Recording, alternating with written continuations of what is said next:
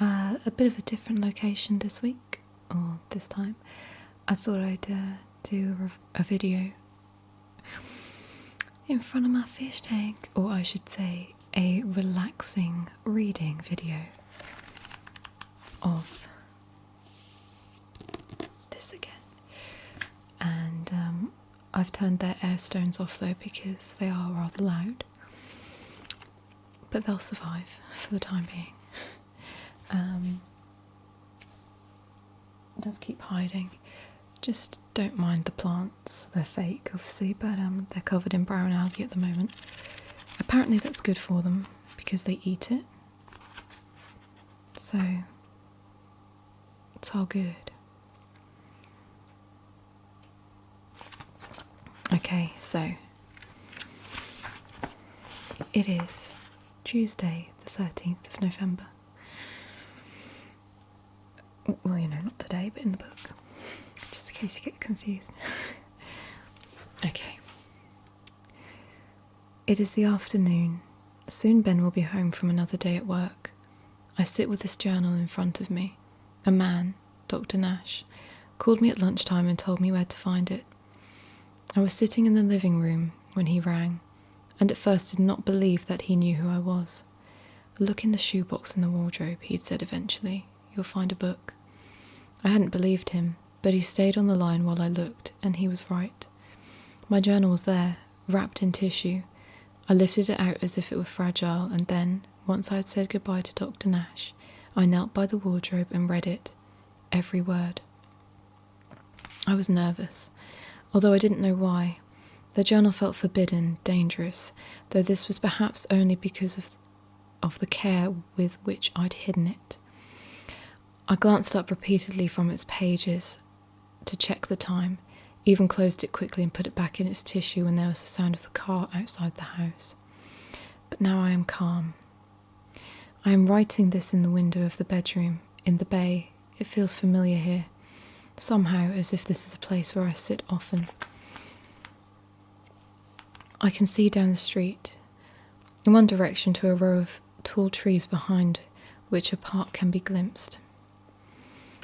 In the other to a row of houses and another busier road. I realise that, though I may choose to keep my journal secret from Ben, nothing terrible would happen if he were to find it. He is my husband. I can trust him. I read again of the excitement I felt on the way home yesterday. It had disappeared. Now I feel content. Still, cars pass. Occasionally someone walks by, a man whistling, or a young mother taking a child to the park. And then later, away from it, in the distance a plane, coming into land, seems almost to be stationary. The houses opposite are empty, the street quiet apart from the whistling man and the bark of an unhappy dog. The commotion of the morning, with its symphony of closing doors and sing-song goodbyes and revved engines, has disappeared. I feel alone in the world. It begins to rain. Large droplets spatter the window in front of my face, hang for a moment, and then, joined by others, begin their slow slide down the pane. I put my hand up to the cold glass. So much separates me from the rest of the world. I read of visiting the home I'd shared with my husband. Was it really only yesterday those words were written? They do not feel as if they belong to me. I read of the day I'd remembered too, of kissing my husband, in the house we bought together so long ago. And when I close my eyes I can see it again. It's dim at first, unfocused, but then the image shimmers and resolves, snapping to sharpness with an almost overwhelming intensity. My husband tearing at my clothes, Ben holding me, his kisses becoming more urgent, deeper. I remember we neither ate the fish nor drank the wine. Instead, when we had finished making love, we stayed in bed for as long as we could. Our legs entwined, my head on his chest, his hand stroking my hair, semen drying on my stomach. It's like poetry. We were silent. Happiness surrounded us like a cloud. I love you, he said.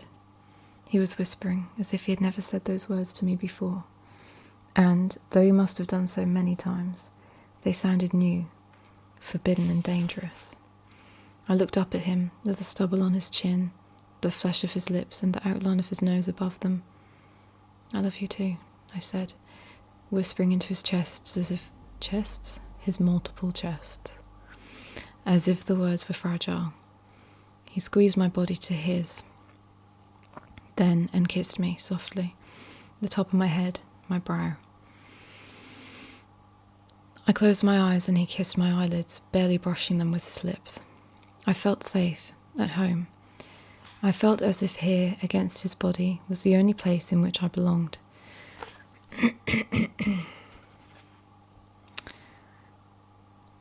The only place I had ever wanted to be. We lay in silence for a while, holding each other, our skin merging, our breathing synchronized. I felt as if silence might allow the moment to last forever, which would still not be enough. Ben broke the spell. "I have to leave," he said, and I opened my eyes and took his hand in mine. It felt warm, soft. I brought it to my mouth and kissed it, the taste of glass and earth. "Already?" I said. He kissed me again. "Yes, it's later than you think. I'll miss my train." I felt my body plunge. Separation seems unthinkable, unbearable. "Stay a bit longer," I said. "Get the next one." He laughed. "I can't, Chris," he said. "You know that." I kissed him again. "I know," I said. "I know." I showered. After he left, I took my time, soaping myself slowly, feeling the water on my skin as if it were a new sensation. In the bedroom, I sprayed myself with perfume and put on my nightdress and a gown. And then I went downstairs into the dining room. It was dark. I turned on the light. On the table in front of me was a typewriter, threaded with blank paper, and next to it a shallow stack of pages.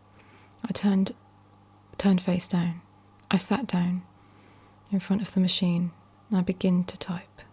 Chapter 2. Excuse me.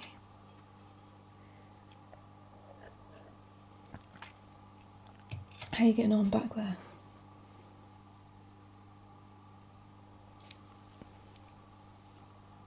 Absolutely huge now. I paused then. I could not think what to write next. How to begin? I sighed, resting my fingers on the keyboard. Kind of like half off, aren't I? Probably doesn't matter. It felt natural beneath me, cool and smooth, contoured to my fingertips. I closed my eyes and typed again. My fingers danced across the keys. Automatically, almost without thought. When I opened my eyes, I had typed a single sentence. Lizzie did not know what she had done, or how it could be undone. I looked at the sentence, solid, sitting there on the page. Rubbish, I thought. I felt angry. I knew I could do better. I had done so before. 2 summers previously, when the words had flown out of me, scattering my story onto the page like confetti. But now something was wrong. Language had become solid, stiff, hard. Sorry, that was too sexual. I took a pencil and drew a line through the sentence. I felt a little better with it scored out. But now I had nothing again, nowhere to start. I stood up and lit a cigarette from the packet that Ben had left on the table. I drew the smoke deep into my lungs, held it, exhaled.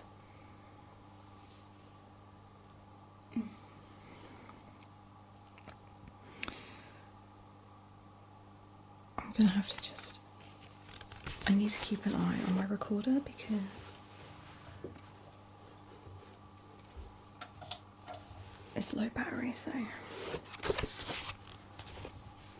don't want it to like lose battery and then me not notice, you know.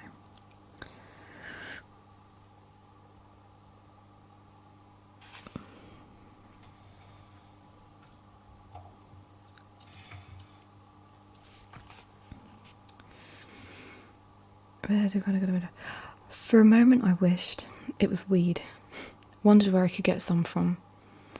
For next time, I poured myself a drink, neat vodka into a whiskey tumbler, and took a mouthful. Ugh. It would have to do. Writer's block, I thought. How did I become such a fucking cliche? Last time. How did I do it last time? I went over to the bookcases that lined the wall of the dining room and, with the cigarette dangling between my lips, took down a book from the top shelf. There must be clues here, surely. I put the vodka down and turned the book over in my hands. I rested my fingertips on the cover, as if the book were delicate, then brushed them gently over the title. For the Morning Birds, it said. Christine Lucas. I opened the cover and flicked through the pages. The image vanished. My eyes opened. The room I was in looked drab and grey, but my breathing was ragged. I dimly registered the surprise that I'd once smoked, but it was replaced by something else. Was it true? Had I written a novel? Was it published? I stood up. My journal slid from my lap. If so, I'd been someone. Someone with a life, with goals and ambitions, and achievements. I ran down the stairs. Was it true? Ben had said nothing to me this morning. Nothing about being a writer. This morning I had read our trip to Parliament Hill. There he had told me I'd been working as a secretary when I had my accident. I scanned the bookshelves in the living room. Dictionaries, an atlas, a guide to DIY, a few novels, hardback and, from their condition, I guessed unread. But nothing by me. Nothing to suggest I had a novel published. I spun round, half crazy. It must be there, I thought. It must. And then another thought struck me. Perhaps my vision was not memory, but invention. Perhaps, without a true history to hold and ponder, my mind had created one of its own. Perhaps my subconscious decided that I was a writer because that is what I always wanted to be. I ran back upstairs. The shelves in the office were filled with box files and computer manuals, and I had seen no books in either bedroom as I explored the house that morning. I stood for a moment and then saw the computer in front of me. Silent and dark. I knew what to do, though I didn't know how I knew. I switched it on and it whirred into life beneath the desk. The screen lighting up a moment later, a swell of music from the rattling speaker by the side of the screen, and then an image appeared. A photograph of Ben and me, both smiling. Across the middle of our faces there was a box. Username, it said, and beneath there was another. Password. In my vision I was touch typing, my fingers dancing over the keys as if powered by instinct. I positioned the flashing cursor in the box marked username, and held my hands above the keyboard. Was it true? Had I learned to type? I let my fingers rest on the raised letters. They moved effortlessly, my little fingers seeking the keys over which they belonged, the rest falling into place beside them.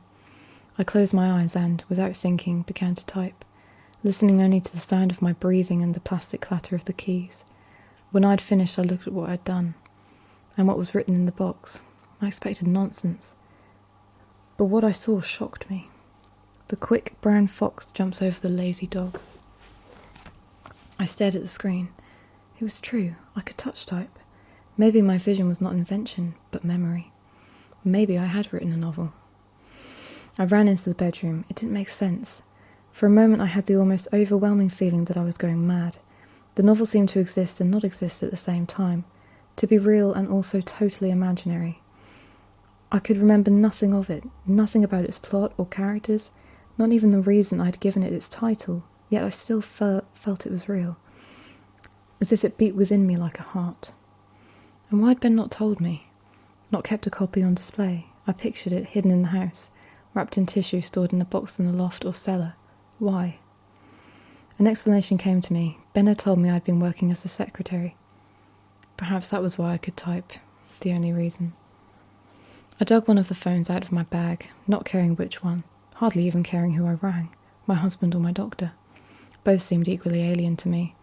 I flipped it open and scrolled through the menu until I saw a name I recognised, then pressed the call button. Dr. Nash, I said when the call was answered. It's Christine. He began to say something, but I interrupted him. Listen, did I ever write anything? Sorry, he said. He sounded confused, and for a moment I had the sense I'd done something terribly wrong. I wondered whether he even knew who I was, but then he said, Christine? I repeated what I had said. I just remembered something. That was that I was writing something years ago, when I first knew Ben, I think. A novel. Did I ever write a novel? He didn't seem to understand what I meant. A novel? Yes, I said. I seem to remember wanting to be a writer when I was little. I just wondered whether I actually wrote anything. Ben had told me I worked as a secretary, but I was just thinking, he hasn't told you, he said. You were working on your second novel when you lost your memory. Your first was published. It was a success. I wouldn't say it was a bestseller, but it was certainly a success. The words spun on each other. A novel, a success, published. It was true. My memory had been real. I didn't know what to say, what to think. I said goodbye, then came upstairs to write this.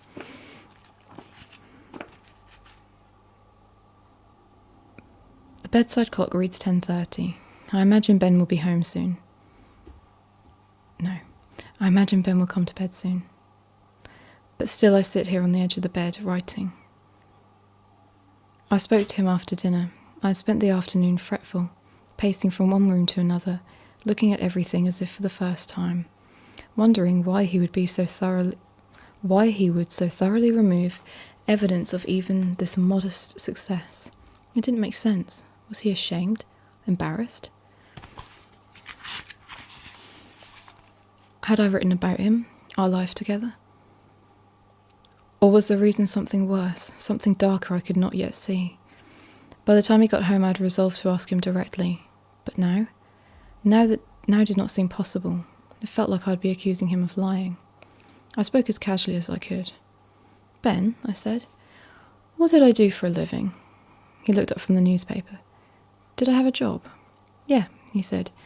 You worked as a secretary for a while, just after we were married. I tried to keep my voice even. Really? I have the feeling I used to want to write. He folded his pages together, giving me his full attention. A feeling? Yes, I definitely remember loving books as a child, and I seem to have a vague memory of wanting to be a writer. He held out his hand across the dinner table and took mine. His eyes seemed sad, disappointed. What a shame, they seemed to say. Bad luck. I don't suppose you ever will now. Are you sure? I began. I seem to remember... He interrupted me. Christine, he said, please. You're imagining things. For the rest of the evening I was silent, hearing only the thoughts that echoed in my head. Why would he do that? Why would he pretend I'd never written a word? Why? I watched him, asleep on the sofa, snoring softly. Why had I not told him I knew I'd written a novel? Did I really trust him so little? I'd remembered us lying in each other's arms, murmuring our love for each other as the sky grew darker. How had we gone from that to this? But then I began to imagine what would happen if I did stumble upon a copy of my novel in a cupboard, or at the back of a high shelf. What would it say to me, other than, look how far you have fallen. Look what you could do, before a car on an icy road took it all from you, leaving you worse than useless. It would not be a happy moment. I saw myself becoming hysterical. Much more so than this afternoon, when at least the realization was gradual, triggered by a longed-for memory, screaming, crying. The effect might be devastating. No wonder Ben might want to hide it from me. I picture him now, removing all the copies, burning them in the metal barbecue on the back porch, before deciding what to tell me. How best to reinvent my past to make it tolerable. What I had needed to believe for the remainder of my years. But that is over now. I know the truth, my own truth. One I have not been told but I've remembered. And it is written now, etched in this journal rather than my memory, but permanent nevertheless. I know that the book I am writing, my second, I realise with pride, may be dangerous, as well as necessary. It is not fiction. It may reveal things best left undiscovered, secrets that ought not to see the light of day. But still my pen moves across the page.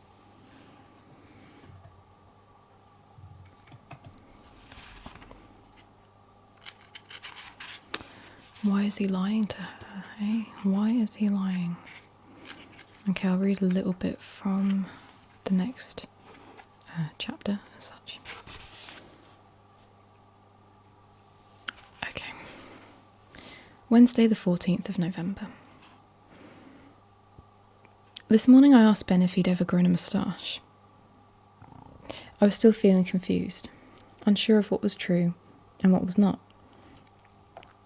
I'd woken early and, unlike the previous days, had not thought I was still a child. I'd felt adult, sexual. The question in my mind was not, why am I in bed with a man, but instead, who is he? And what did we do? In the bathroom, I looked at my reflection with horror, but the pictures around it seemed to resonate with truth. I saw the man's name, Ben, and it was familiar somehow. My age, my marriage, these facts seemed to be things I was being reminded of and not told about for the first time. Buried, but not deeply. Dr. Nash called me almost as soon as Ben left for work. He reminded me about my journal, and then, once he had told me that he would be picking me up later to take me for a scan, I read it. There were a few things in it I could perhaps recall, and maybe whole passages I could remember writing. It was as if some residue of memory had survived the night. Perhaps that was why I had to be sure the things contained within it were true. I called Ben. Ben, I said, once he told me he wasn't busy, did you ever have a moustache? That's an odd question, he said. I heard the clink of a spoon against a cup and pictured him spooning sugar into a coffee. A newspaper spread in front of him. I felt awkward, unsure how much to say. I began. I had a memory, I think. Silence. A memory? Yeah, I said. I think so.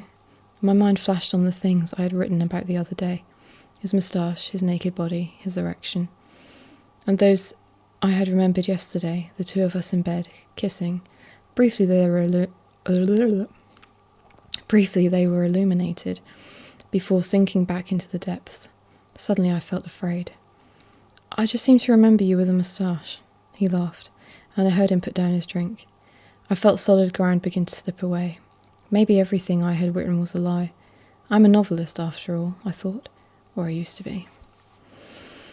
The futility of my logic hit me. I used to write fiction, therefore my assertion that I had been a novelist might be one of those fictions, in which case I had not written fiction. My head spun. It had felt true, though, I told myself that. Plus, I could touch type. Or I had written that I could. Did you? I asked, desperate. It's important. Let's think, he said. I imagined him closing his eyes, biting his bottom lip in a parody of concentration. I suppose I might have done, once, he said, very briefly. It was years ago. I forget. A pause, then. Yes, actually I did. I think I probably did. For a week or so, a long time ago. Ah, thank you, I said, relieved. The ground on which I stood felt a little more secure. You okay? He asked, and I said that I was. Dr. Nash picked me up at midday. He'd told me to have some lunch first, but I wasn't hungry. Nervous, I suppose. We're meeting a colleague of mine, he said in the car, Dr. Paxton. I said nothing. He's an expert in the field of functional imaging of patients with problems like yours. We've been working together. Okay, I said. And now we sat in his car, stationary in stuck traffic. Did I call you yesterday? I asked. He said that I had. You read your journal? Most of it. I skipped bits. It's already quite long. You seemed interested. What sections did you skip? I thought for a second. There are parts that seem familiar to me. I suppose they feel as if they're just reminding me of things I already know, already remember. That's good, he glanced at me. Very good. I felt a glow of pleasure. So what did I call about yesterday? You wanted to know if you'd really written a novel, he said. And had I? Have I? He turned back to me. He was smiling. Yes, he said. Yes, you have. The traffic moved again and we pulled away. I felt relief. I knew what I'd written was true. I relaxed into the journey. Dr. Paxton was older than I had expected. He was wearing a tweed jacket and white hair sprouted unchecked from his ears and nose. He looked as though he ought to have retired. Welcome to the Vincent Hall Imaging Centre, he said, once Dr. Nash had introduced us, and then, without taking his eyes off mine, he winked and shook my hand. Don't worry, he added. It's not as grand as it sounds. Here, come in, let me show you round. We made our way into the building. We're attached to the hospital and the university here, he said as we went through the main entrance, which can be both a blessing and a curse. I didn't know what he meant and waited for him to elaborate. but he said nothing. I smiled. Really, I said. He was trying to help me. I wanted to be polite. Everyone wants us to do everything, he laughed. No one wants to pay us for any of it. We walked through into the waiting room. It was dotted with empty chairs, copies of the same magazines Ben has left for me at home. Radio Times, Hello, now joined by Country Life and Mary Claire. And discarded plastic cups. It looked like there had recently been a party that everyone had left in a hurry. Dr. Paxton paused at another door. Would you like to see the control room? Yes, I said, please. Functional MRI is a fairly new technique, he said, once we'd gone through. Have you heard of MRI? Magnetic resonance imaging? We were standing in a small room, lit only by the ghostly glow from a bank of computer monitors. One wall was taken up by a window, beyond which was another room, dominated by a large cylindrical machine. A bed protruding from it like a tongue. I began to feel afraid. I knew nothing of this machine. Without memory, how could I? No, I said. He smiled. I'm sorry. MRI is a fairly standard procedure. It's a little like taking an X-ray through the body. Here we're using some of the same techniques, but actually looking at how the brain works at function. Dr. Nash spoke then, the first time in a while he had done so, and his voice sounded small, almost timid. I wondered whether he was in awe of Dr. Paxton, or was desperate to impress him. If someone has a brain tumour and then we need to scan their head to find where the tumour is, what part of the brain is affected? That's looking at structure. What functional MRI allows us to see is which part of the brain you use when you do certain tasks. We want to see how your brain processes memory. Which parts light up, as it were, said Paxton, where the juices are flowing. That will help, I asked. We hope it will help us to identify where the damage is, said Dr. Nash. What's gone wrong, what's not working properly. And that will help me get my memory back. He paused and then said, we hope so. I took off my wedding ring and my earrings and put them in a plastic tray. You'll need to leave your bag in here too, said Dr. Paxton. Then he asked me if I had anything else pierced. You'd be surprised, my dear, he said, when I shook my head. No, she's a bit of a noisy old beast. You'll need these. He handed me some yellow earplugs. Ready? I hesitated. I don't know. Fear was beginning to creep over me. The room seemed to shrink and darken, and through the glass the scanner itself loomed. I had the sense I'd seen it before, or one just like it. I'm not sure about this, I said. Dr. Nash came over to me then. He placed his hand on my arm. It's completely painless, he said, just a little noisy. It's safe? Perfectly. I'll be here, just on the side of the glass. We'll be able to see you all the way through. I must have still looked unsure, because then Dr. Paxton added, Don't worry, you're in safe hands, my dear. Oh, faster back. Nothing will go wrong. I looked at him and he smiled and said, You might want to think of your memories as being lost, somewhere in your mind. All we're doing with this machine is trying to find out where they are. It was cold, despite the blanket they had wrapped around me, and dark, except for a red light blinking in the room and mirror, hung above from a frame a couple of inches above my head, angled to reflect the image of a computer screen that sat somewhere else. As well as the earplugs, I was wearing a set of headphones, through which they said they would talk to me. But for now they were silent. I could hear nothing but a distant hum, the sound of my breathing, hard and heavy, the dull thud of my heartbeat. In my right hand I clutched a plastic bowl filled with air. Squeeze it if you need to tell us anything, Dr. Paxton said. We won't be able to hear you if you speak. I caressed its rubbery surface and waited. I wanted to close my eyes, but they told me to keep them open, to look at the screen. Foam wedges kept my head perfectly still. I could not have moved even if I wanted to, the blanket over me like a shroud.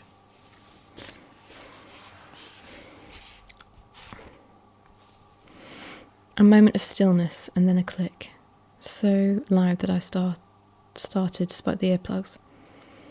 And it was followed by another, and a third, a deep noise, from within the machine or my head, I couldn't tell.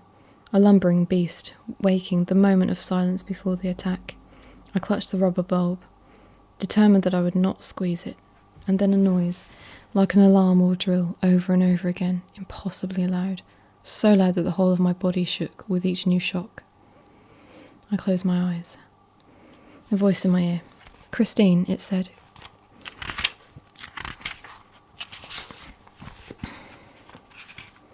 "Can you open your eyes, please?"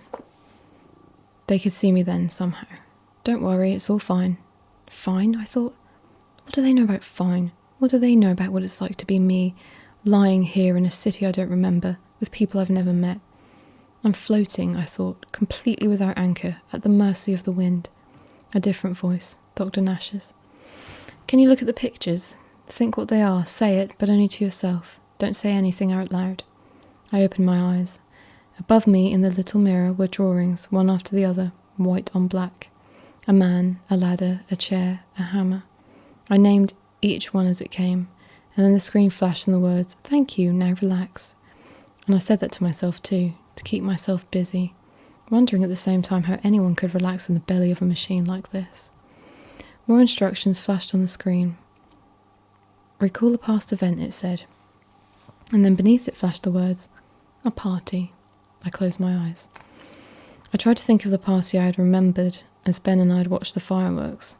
I tried to picture myself on the roof next to my friend, to hear the noise of the party beneath us, to taste the fireworks on the air. Images came, but they did not seem real. I could tell I was not remembering but inventing them.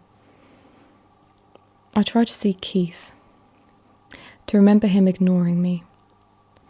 But nothing would come. Those memories were lost again to me, buried as if forever. Though now at least I know they exist, and they are in there somewhere, locked away.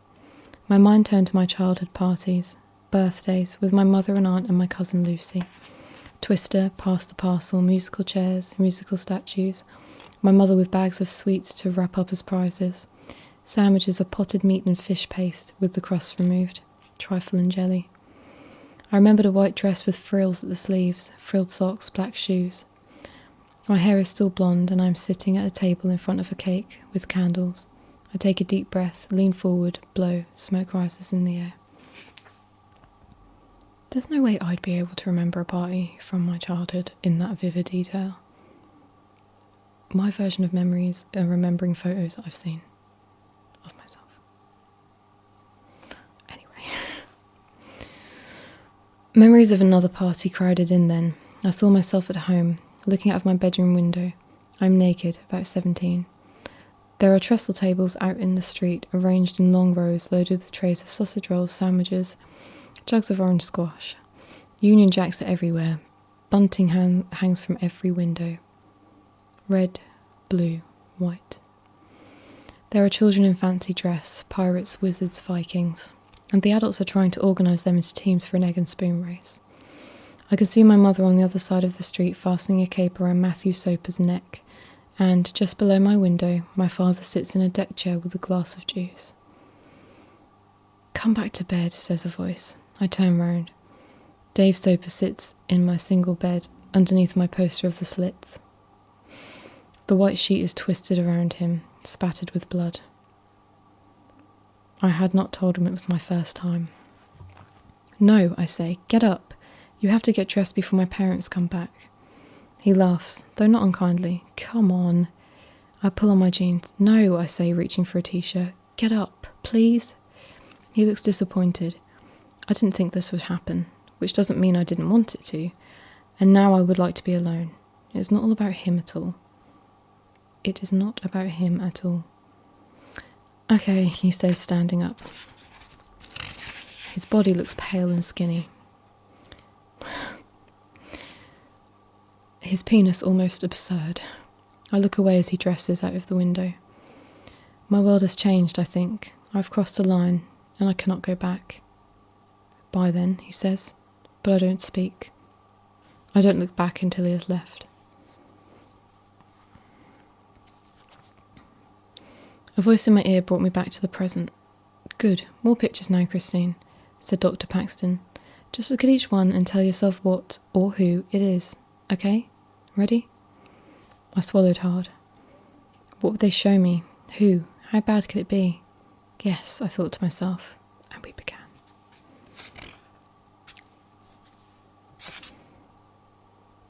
Okay. The first photograph was black and white.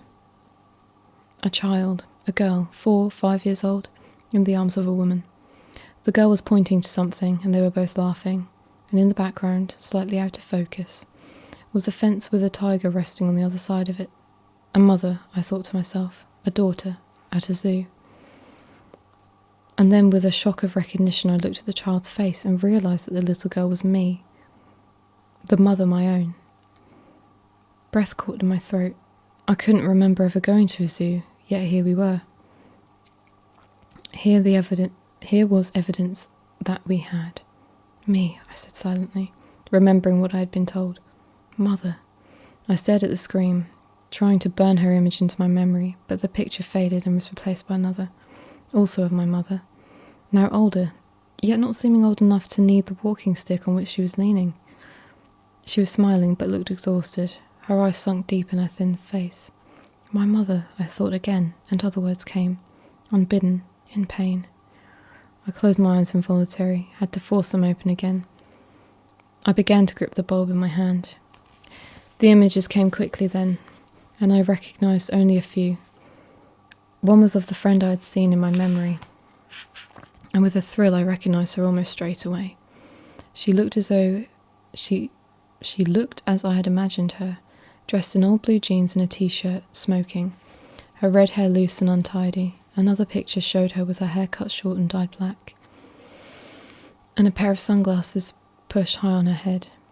It was followed by a photograph of my father, the way he looked when I was a little girl, smiling, happy, reading a newspaper in our front room.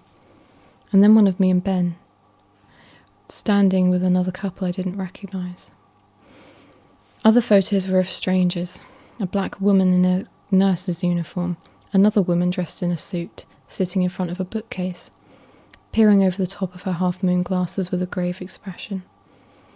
A man with ginger hair and a round face, another with a beard, a child 6 or 7, a boy eating an ice cream, and then, later, the same boy sitting at a desk, drawing. A group of people arranged loosely, looking at the camera. A man, attractive, his hair black and slightly longish, with a pair of dark-rimmed glasses framing narrowed eyes and a scar running down the side of his face.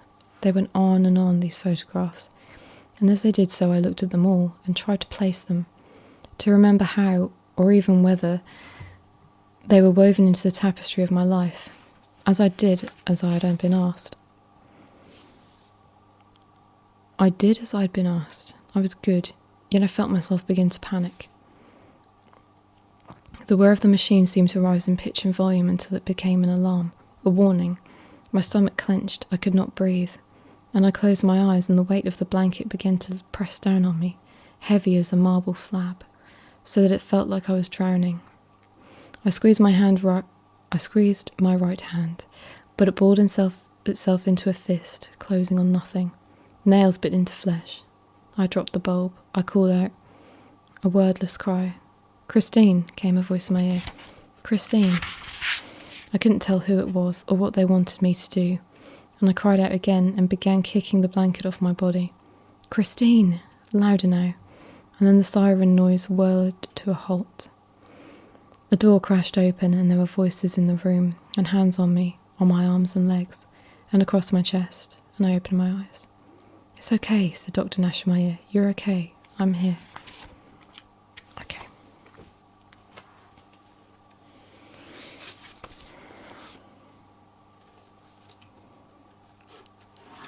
So, that is another chapter done, a chapter and a half, and I'm going to let you watch my fish for a little bit as the light goes dim, and goodbye.